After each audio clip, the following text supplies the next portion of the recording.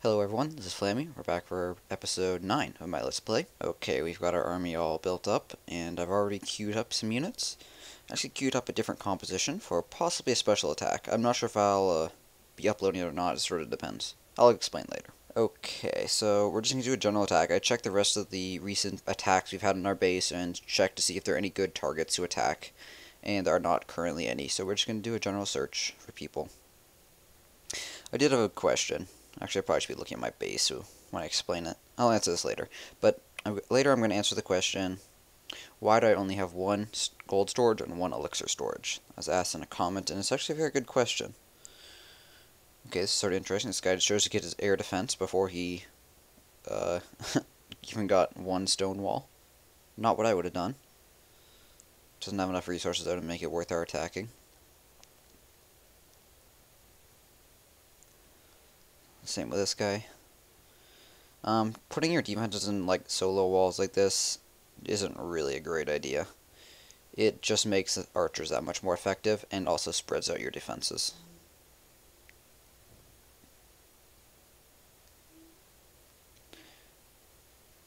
This guy has really crappily upgraded defenses, especially the archer towers. As I mentioned, the archer towers are actually better than the cannons. But they are nicely embedded in his buildings, so they would be hard to attack with anything but giants. Well, that's an interesting count right there. So this is going to be this is a somewhat, I mean, not common strategy, but okay. This guy intentionally puts his base out here so people attack him, and he gets a shield without stealing his resources. Completely intentional, which is why he doesn't bother defending it. Question is, can we take it on? And the answer is no. Wizard Tower, we haven't seen many of them. We haven't seen any in action. They are short range. They do splash damage, just like mortars. And they can also shoot air. They have a pretty fast rate of fire. And not the highest DPS, just sort of medium. Level 5. They are pretty good. I think we unlock one next level, Town Hall, once we get there. This one. This guy's got a good kind of resources. He's, though, it's pretty well defended. Trying to think of how I would attack this. Like, I'd like to attack into the mortar, but not if the anti-air is here. I know the counter is ticking down right now, but honestly, just if the counter times it out, it's fine. Just if you don't, you decide, take some extra 30 seconds to decide if you want to attack it or not. I don't think I'm going to attack this guy. His defenses are pretty well spread out inside the base. If I had a giant, heavier composition, this would be very easy to do, but I don't. Why would it be easier to do? Well, because they ignore all these other buildings, they would just go straight for the defenses, and that would have been fine in the case of having more giants, because he only has all the defenses are in that center compartment except for one cannon on the top left. So, if you have more giants, attack that base. It sort of goes along the lines of, like, if I say, like, oh, I'm not going to attack this base, it doesn't mean, like, no one can attack this base. It just means someone with a slightly different army composition than me should attack this base. So it's always about what you have and what they have. This guy, once again, has good resources. You can see a lot of skulls out here. It looks like someone tried a mass archer attack against a mortar, which did lots of damage. Okay, what else? You can tell he's got a lot of uncollected resources. Sort of the same reason I'm not going to attack this one as the previous one. Just, if I had more giants, I would do it. It doesn't have enough of anything to make it worthwhile. Same story here. Sort of interesting to look at the sort of layouts noobs think are good. Fuck. Okay, I was trying to drag right there, and it deployed. So, hey look guys, we're attacking. So he's got about 2,000 of each resource. And, hate my life. I mean, it's not that bad for a noob. He doesn't make the mistake of thinking you can't spawn out here. So, up here, I'm not gonna, well, I clicked once. Where that barbarian spawned, guys? Hey, I'm full of misclicks today. You can spawn where that barbarian spawned. Who'da thunk?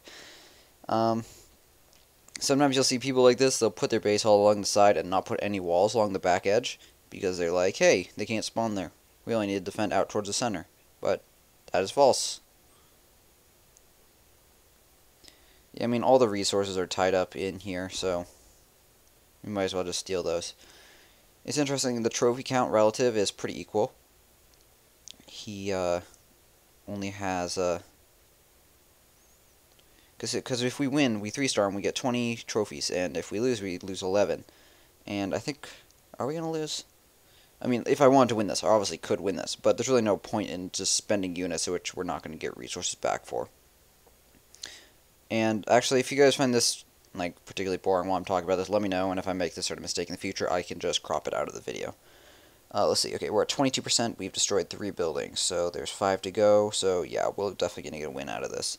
It's going to be a 1-star, but that's just fine. If this archer tower was not right here, we would be able to deploy archers out here in the green to the top, and they would be able to outrange this cannon. But this archer tower being here can shoot them down. I mean, I still could do it with like 15-ish archers if I wanted to get a 2-star, but trophies don't really matter. If you're playing more often, as I talked about in the last video, if you play more often, you're probably going to be raiding a lot more often, which probably means you're going to have a lot higher trophy count. Higher trophy count is not necessarily a good thing. It just means you're going to be able to be attacked by higher level people, and your base is going to be put to a harder test because they've got more army. Hey, I was wrong. It's at 48%, not 50. Do we care about the 1-star? Do we, guys? I don't, personally. Do you, though? That's the question. I could deploy 5 archers to take out this right here, but I decide it's not worth it. We got all the resources. All, maybe 4,000 of them total. Yep, 4,000 total. Exactly, interestingly. Oh, we got the loss. Whatever. Okay, because I had some guys queued up, it would have finished some goblins, which was part of my next composition, which I hadn't mentioned yet and wasn't going to. But we'll just continue onwards. Already 7 minutes into the video, and still haven't found a match. Sometimes they are like this, just don't bother committing to something you don't think you can take. Just rushing into something and losing is way worse than taking your time. Okay, so interestingly, this guy has like no buildings. Yeah, I'm not sure what's up with that. Maybe he's like, no, he's got 1 elixir collector and 2 mines. Very strange, very, very strange. Not only is it like you have less income, that's bad, you also have less buildings to defend your defenses with, which is very bad. I would honestly consider the second much more important than a lower income, because you can still raid for income. They used to have an option in game where you could sell buildings, which would destroy them. People used it to boost their experience level, because you get experience whenever you complete a building. They would boost their experience level up, so that's how the people on the top of leaderboards, like currently there's someone who's like a rank in-game level like 114 or something like that. That's exactly what they did. They sold buildings and rebuilt repeatedly to boost it up. And I've probably spent like what, close to 4,000 gold now maybe on just searching for matches. But honestly, it's not that much, because when you're a higher level, you'll be spending half 1,000 gold, 500 gold every time you search. This one isn't bad. I mean, I'm sort of looking for one that has 18,000 elixir or more. Why? Because 18,000 elixir would get us to 100,000, so I could start my giant upgrade, which I would really like to do. But I'm going to attack this base. Am I? The thing actually I don't like about this base is it's got okay resources, not great, but it had everything like in the center, with lots of gaps. And outside the walls it had buildings, so that was going to make it hard for my archers to deploy, which I don't like about it. And maybe you think I'm being too picky, and maybe I am, but I try to set like a sort of standard in my mind of what I'm looking for when I start searching, and try to like not commit until I meet that standard. Sometimes you're like, oh, like the time of day means that there's lots of people online, so only people offline are people with crappy bases. And that's true right now. It is 4 p.m. in the afternoon, Eastern time for me, which means there will be more people online. It is also the weekend, so more people online. Hey, here's a good one. So this one I'm probably going to attack, if only to raid, if nothing else. So as you can see, this guy's got a lot of uncollected resources. Not only can you tell that from the animations on the elixir collectors and the gold, but you can also tell from the top left. When someone has a very even amount of resources like this, they have not collected and everything is maxed out. So I'm not going to be able to max this out, but I'm going to show you the fine art of raiding in this attacking the space. Okay, so our goal here is to get as much as possible by spending as little as possible. So 1 right here is a great one. So this one archer will be able to pick off this guy, and you can see neither of these guys can fire. Perfect. Win.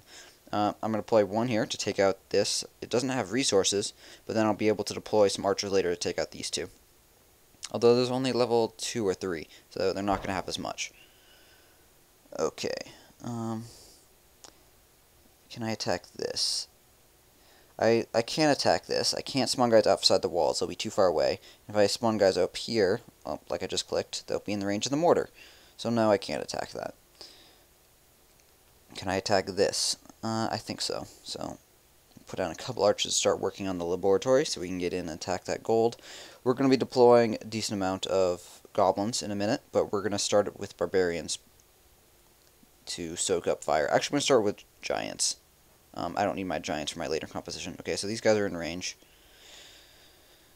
Okay, it's about time to go all-out raid mode. Yeah, right here.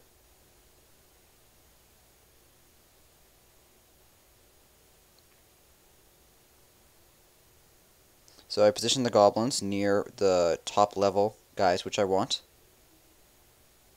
I'm going to put out guys out here to distract the mortar. So he's currently firing on this one, but he'll switch targets after. So I'm not sure what the gold was at initially. I think it was like they wrote 35,000-ish. And so we've gotten like all the gold. As you can see, we've unhit both of these gold things, but together they only got 750. I could spend more guys down here, but it's just not worth it to me. So, as is, I'm going to surrender with 34%. We're only losing 5 trophies, but the key to raiding is you don't care about winning. You care about getting a cost-effective fight. So, guys, was that cost-effective? We got 20,000 resources, 20,000 elixir, and maxed it, might I add. We only needed 18,000 to max. And we also got 32,000 gold, and we spent 19 archers, 3 giants, 9 goblins, and 3 barbarians. I mentioned in a previous video, if you, one of the unusual things about this game, which if you're brand new and never played this game to this, might not expect, is if you deploy a unit and it survives the battle, so you completely destroy their base, or that you completely destroy their defenses and just run out of time, it does not actually survive the battle, so if you deploy it, it's dead. Which is actually a good thing. You might find this very annoying, that like, hey, I built up a very expensive army, I don't get it back, what is this? Bullshit, bullshit, I want it back. Well, it's actually a good thing. Think about it. If I'm a top level player, I just have to invest in like one ungodly expensive army really just once, and then I just attack with it, and most of it doesn't die. Then I get to attack with it again and again and again. And the top level unit, the Pika, which I'll pull up right here, that is basically this thing. This thing costs 25 supply. It has got a whole crap ton of everything. It like 2 shots, plenty of buildings, like defenses.